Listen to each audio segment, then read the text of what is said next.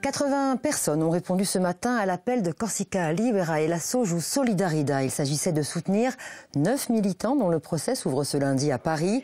Ces 9 membres présumés du FLNC vont être jugés pour des attentats commis en 2012. Le parti indépendantiste estime qu'on assiste aujourd'hui à la fin d'un cycle. Écoutez Jean-Louis Orlandetti, membre de l'exécutif. Nous espérons que soient pris vraiment en compte les avancées qui ont eu lieu en Corse. C'est quand même des élections démocratiques qui ont renforcé le courant nationaliste. Donc à ce moment-là, il serait équitable que l'État prenne cette réalité en compte et discute de manière ouverte. Vous avez prévu des mobilisations pour ce process. Quelles vont être ces actions un petit peu?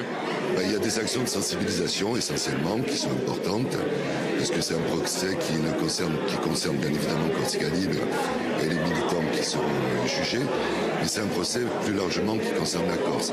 C'est un des derniers grands procès politiques qu'on a connu pendant toutes ces années, et nous espérons qu'il marquera vraiment un changement d'étape. Ce procès qui s'ouvre donc lundi à Paris concerne 9 personnes accusées d'attentats commis contre des résidences secondaires en 2012 et revendiquées par le FLNC Union des combattants au nom de la lutte contre la spéculation foncière. Retour sur ce dossier avec Jean-André Marchiani. C'est ici à Paris que se tiendra l'un des derniers grands procès politiques corses. 9 militants nationalistes de 30 à 65 ans vont être présentés devant la cour d'assises spéciale du 11 au 22 juin prochain. Les faits qui leur sont reprochés, 2 nuits bleues survenues en 2012, époque où le Front de libération nationale de la Corse n'a pas encore annoncé sa démilitarisation.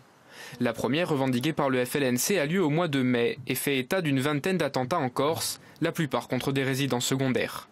7 mois plus tard, toujours en 2012, à la veille de la fête de la nation corse du 8 décembre, nouvelle nuit bleue sur l'île.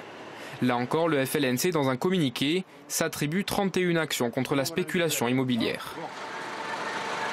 La mesure de l'affaire, ça on la connaît. Pour moi, c'est pas l'affaire au niveau des faits qui est la plus grave que j'ai eu à plaider en ces 20 dernières années de dossiers de ce genre. C'est même, si on regarde les faits, la moins grave entre guillemets, puisqu'il n'y a eu que des dégâts matériels qui n'ont touché que des résidences secondaires. Les enquêteurs identifient alors une section du FLNC, celle du Valinco, qui mène à de premières interpellations et mises en examen en novembre 2013 et juin 2014. Pierre Paoli, membre du parti indépendantiste Corsica Libera, est lui aussi interpellé et écroué en février 2015, avant d'être remis en liberté en septembre 2016. Il fait partie de ces 9 militants qui comparaîtront à partir de lundi devant une cour d'assises spéciale composée de magistrats. Motif de mise en examen, participation à une association de malfaiteurs à visée terroriste, fabrication d'engins explosifs, détention illégale d'armes et dégradation. Tous sont appelés à comparaître libres.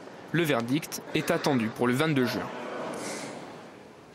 Et nous serons à Paris dès lundi pour vous faire suivre ce procès au quotidien sur cette antenne, les réseaux sociaux et sur notre site internet.